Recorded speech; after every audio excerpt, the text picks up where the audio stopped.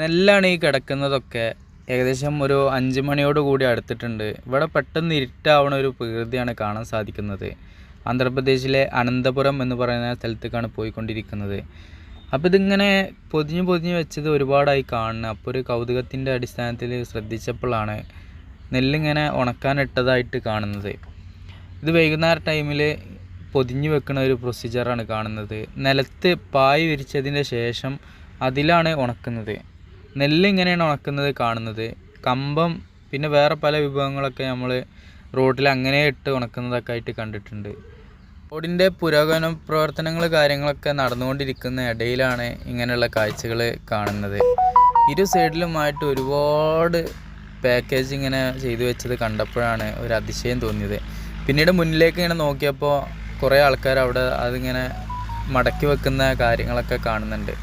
പിന്നെ ട്രാക്ടറിൽ ഇങ്ങനെ വന്നുകൊണ്ടേ ഇരിക്കുന്നുണ്ട് സാധനം. അത് ഒരു ദിശയിൽ ഒരു ഏരിയയിലായിട്ട് ഇങ്ങനെ ചെരിഞ്ഞുകൊണ്ടൊക്കെ ഇരിക്കുന്നുണ്ട്. റോഡ് ഇതിന് വേണ്ടിയിട്ടാണ് എന്ന് പോലും നമുക്ക് ചിലപ്പം തോന്നിപ്പോവും. കാരണം കുറേ ഏരിയയാണ് ഇതുപോലെ ഇങ്ങനെ. ഇനി ഒരുപാട് വാഹനങ്ങൾ പോകുന്ന റോഡാണെങ്കിലും ആ റോഡിൻ്റെ ഒരു ലൈൻ ഉണ്ടല്ലോ, ആ ഒരു ലൈൻ ഇതിനു വേണ്ടി ഇവർ ഉപയോഗിച്ചിട്ടുണ്ടാവും. അങ്ങനത്തെ ഒക്കെ കാര്യങ്ങളൊക്കെ അവിടെ കാണുന്നുണ്ട്.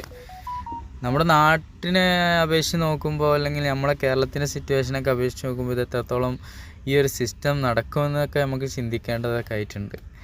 ഇവിടെ കർഷക സമൃദ്ധിയുടെ നാടാണ്. എല്ലാവരും കർഷക മേഖലയിലാണ്. അതുകൊണ്ടായിരിക്കാം ഇങ്ങനെയുള്ള ഈ ഒരു ചുറ്റുപാടെല്ലാം തന്നെ എല്ലാവരും അംഗീകരിക്കുന്നതും അതുമായി മുന്നോട്ട് പോകുന്നതും.